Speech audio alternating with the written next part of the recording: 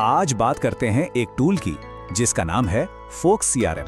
और सवाल ये है कि क्या ये वाकई वो टूल है जो हमारे काम करने का तरीका बदल सकता है, या फिर ये सिर्फ एक और नया फैंसी ऐप है।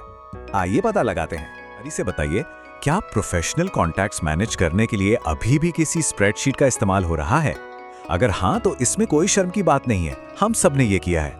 और असल में यहीं से हमारी आज की कहानी शुरू होती है।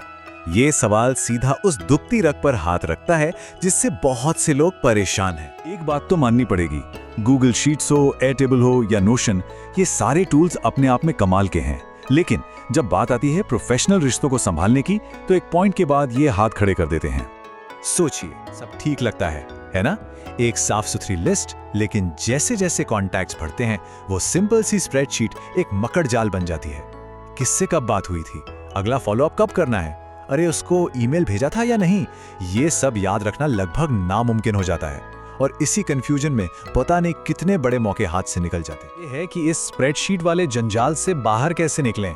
यहीं पर एंट्री होती है फॉल्क की। और मैं साफ कर दूं, ये सिर्फ एक और ऐप नहीं है, ये खास तौर पर इसी प्रॉब्लम को सॉल्व करने के लिए बनाया गया एक सटीक उपाय है। तो है क्या चीज? इसको ऐसे समझिए, ये उन लोगों के लिए बना है जिन्हें सीआरएम की पावर तो चाहिए, लेकिन स्प्रेडशीट वाली सादगी और अपनापन भी नहीं छोड़ना।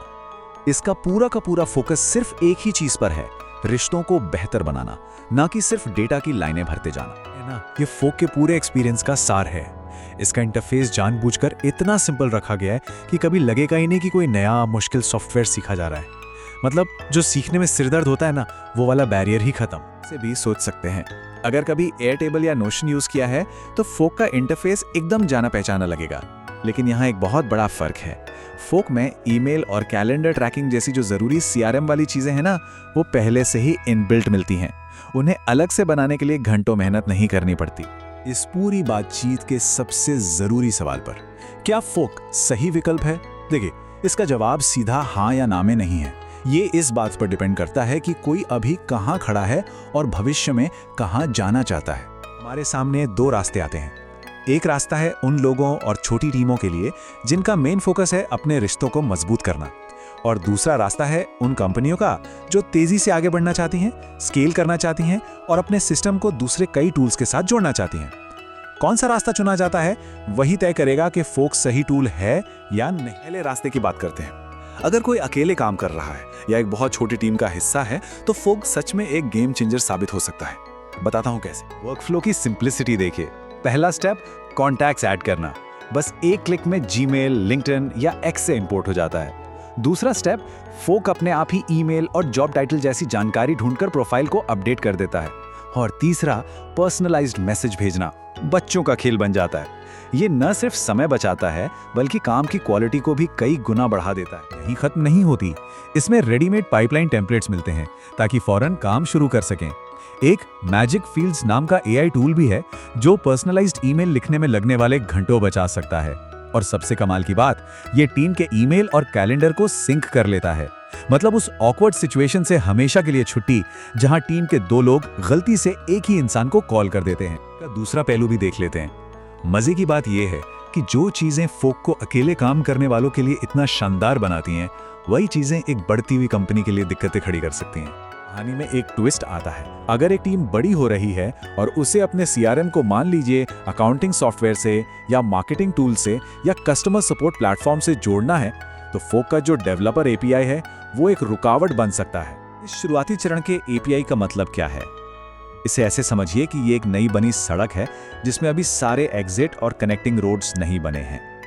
इसका मतलब ये है कि ये कॉपर या पाइप ड्राइव जैसे पुराने और स्थापित सीआरएम्स जितनी आसानी से बाकी टूल से नहीं जुड़ता। ज़ेपियर जैसे प्लेटफॉर्म के साथ भी इसके कनेक्शन लिमिटेड हैं, और अगर कोई कॉम्प्लेक्स ऑटोमेशन बनाना है तो उसके लिए ज़्यादा टेक्निकल नॉलेज की ज़रूरत पड़े। सारी बातों को समेटते हुए फाइनल फैसला क्या होना चाहिए? चलिए इसे एक बिल्कुल साफ और सीधे सारांश में समझते हैं ताकि फैसला लेना आसान हो जाए। कहानी को एकदम साफ कर देती है। एक तरफ हैं वो लोग और छोटी टीमें जिन्हें फोक की सादगी और रिलेशनशिप फोकस्ड अप्रोच से बहुत फायदा होगा। ये उन लोगों के लिए तो परफेक्ट है जो नोशन या एयरटेबल को सीआरएम की तरह यूज करने की सोच रहे हैं। वहीं दूसरी तरफ हैं वो बढ़ती हुई टीमें जिन्हें मजबूत इंटीग्रेशंस, कॉम्प्लेक्स ऑटोमेशंस और VoIP या SMS लॉगिंग जैसी एडवांस चीजों की जरूरत है, जो फिलहाल फोक की खासियत नहीं है। मेरी सलाह बहुत बहुत पावरफुल है। ये सीधा उन लोगों से बात करती है जो एक जनरल पर्पस टूल को CRM बनाने की जद्दोजहद में फंसे हुए हैं। मैसेज बिल्कुल क्लियर है, उस रास्ते पर मत जाइए, फोक का इस्तेमाल कीजिए, ये बना ही इसी काम के लिए है। एक जरूरी सवाल के साथ हम आज की ये चर्चा खत्म करते हैं। जब भी कोई CRM चुने तो ये जरूर सोचें, क्या वो टूल रिश्तों के लिए बनाया गया है या सिर्फ बिजनेस को स्केल करने के लिए। इसका जवाब ही सही टूल तक ले